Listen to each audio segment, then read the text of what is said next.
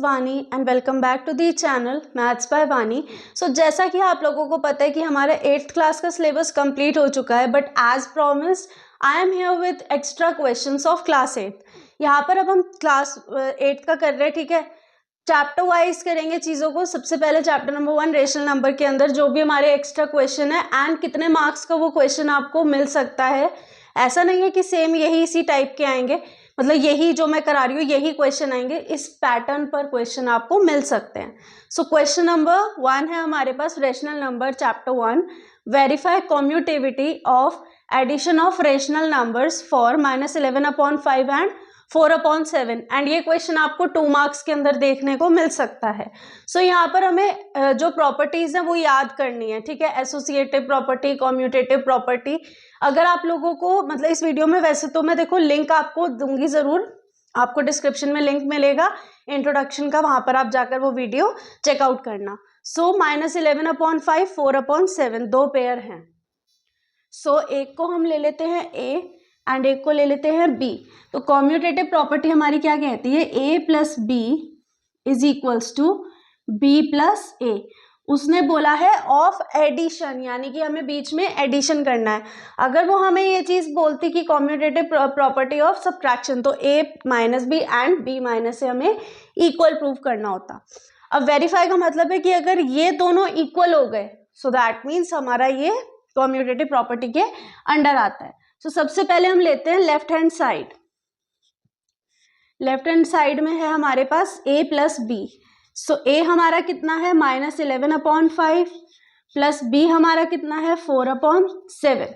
अब इसको सॉल्व करेंगे, कैसे करते हैं, एलसीएम लेके 35 में 5 इंटू 5 डिवाइडेड बाय 35 को अगर हम 5 से करेंगे तो 5 7 jar and -77 plus 7 5 jar and 5 4 jar 20। सो ये हो गया -57/35। ठीक है, ये हमारी आई इक्वेशन 1। अब हम प्रूव करते हैं RHS को। RHS है हमारे पास b प्लस ए। सो b हमारे पास है 4/7 प्लस -11/5। ठीक है, 4/7 प्लस माइनस इज -11/5। अब यहाँ पर एलसीएम ले लेंगे सॉल्विंग के लिए। सो 7 5 jar 5 4 jar 20 minus 5 7 jar and 11 into 7 is 77। सो ये भी हो गया -57/35। इसको मैं जल्दी जल्दी करूंगी यहाँ पर जितना भी सॉल्यूशन होगा आपका। क्यों? क्योंकि ये सब चीजें आपको डिटेल में मैं ऑलरेडी करा चुकी हूँ। सो अब ये देखो LHS और RHS इक्वल हो गए। So now because LHS is equals to RHS, hence commutativity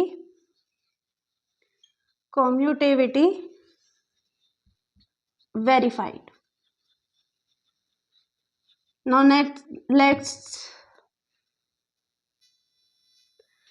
let's move on to our next question. अभी दो सेम एक जैसे क्वेश्चन आ जाते हैं हमारे पास, और एक 1 मार्क के अंडर आएगा एंड एक 2 मार्क्स के अंडर आएगा। टू गेट द प्रोडक्ट, ये थोड़ा सा थियोरेटिकल क्वेश्चन है। To get the product 1 we should multiply 8/21 bye.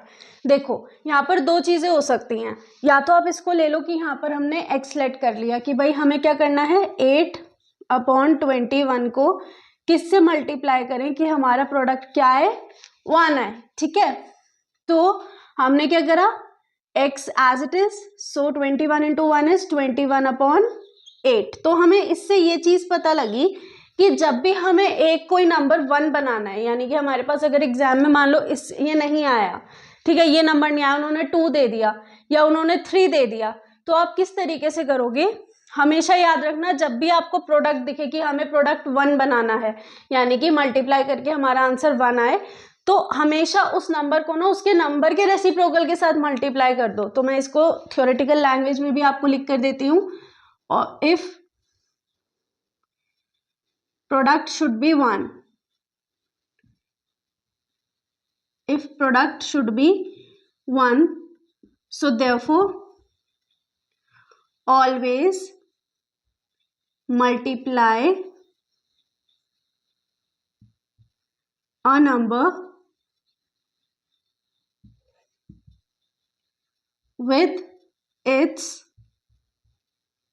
Reciprocal. हमेशा ध्यान रखना ये चीज, ठीक है। तो ये आपका 1 मार्क के अंडर बन गया। आप इसको ऐसे भी लेट करके कर सकते हो, जैसे कि मान लो उसने कहा कि 2 है हमारे पास या 4 है, तो 4 into X is equals to 1, तो simple x is equals to 1/4। मतलब ये तो आपको एक्सप्लेन करने के लिए था, ठीक है, ऐसे भी कर सकते हो।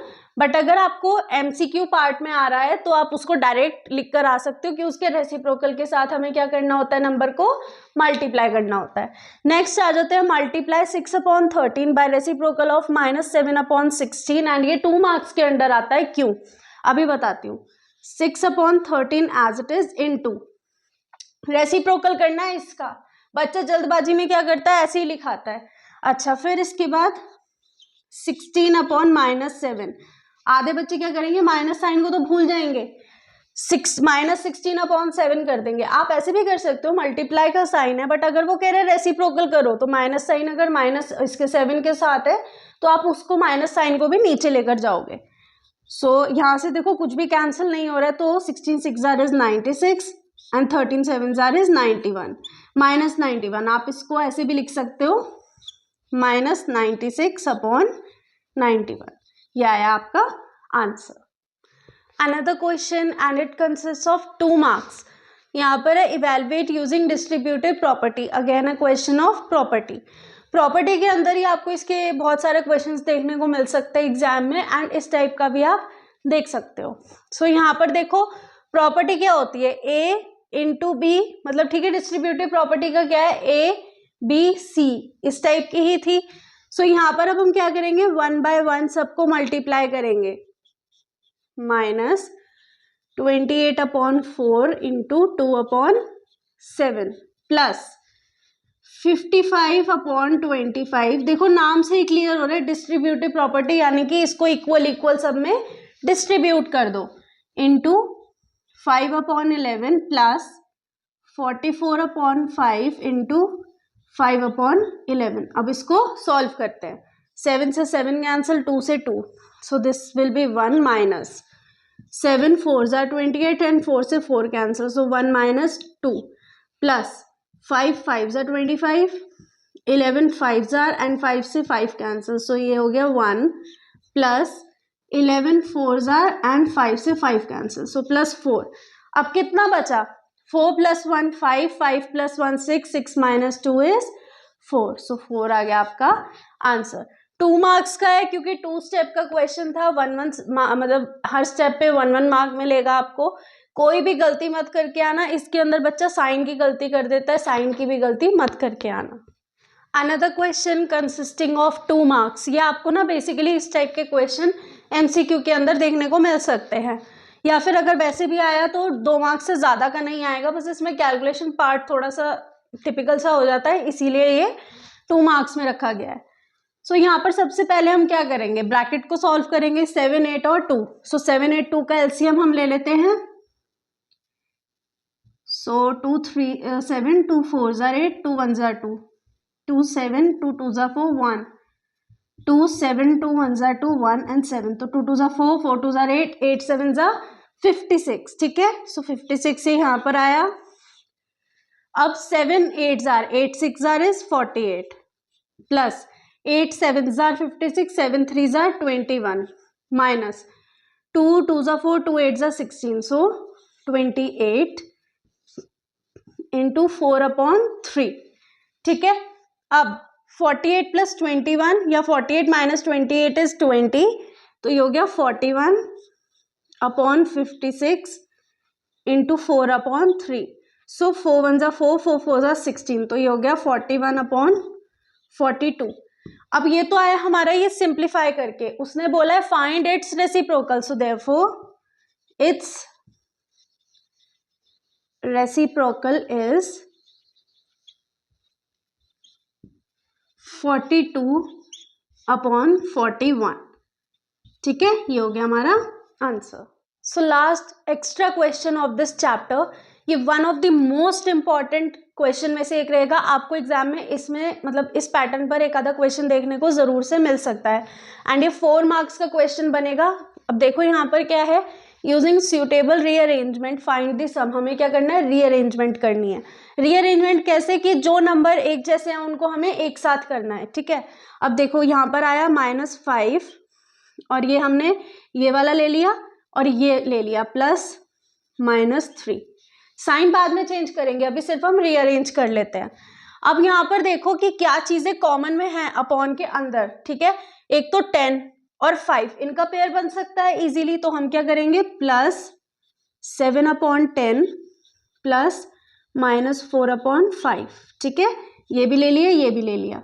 अब ये दोनों रह गए, 7 और 14 एक टीम में होते हैं, तो +3/7 +5/14। अब करेंगे इनको सॉल्व।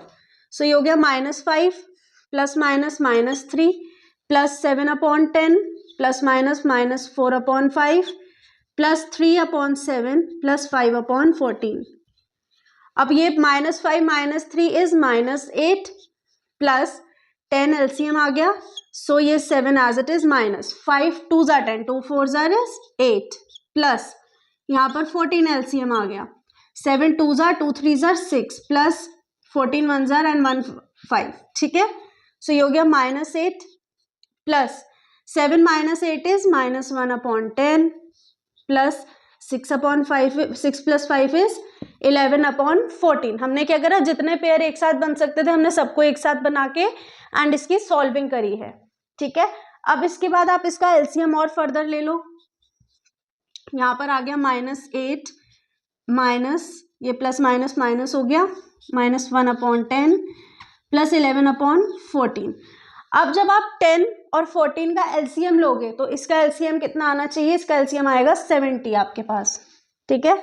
अपॉन में एलसीएम ले लिया 70, सो 8 7 ज़ार इज -560 माइनस 10 7 ज़ार एंड 7 1 ज़ार 7 प्लस 14 5 ज़ार एंड 5 11 ज़ार 55, ठीक है। सो ये हो गया 567 माइनस का 567 प्लस 55/70, ठीक है। तो अब इसको कैसे सॉल्व करोगे, माइनस करोगे, 7 - 5 2 6 - 5 1, सो माइनस का 512/70।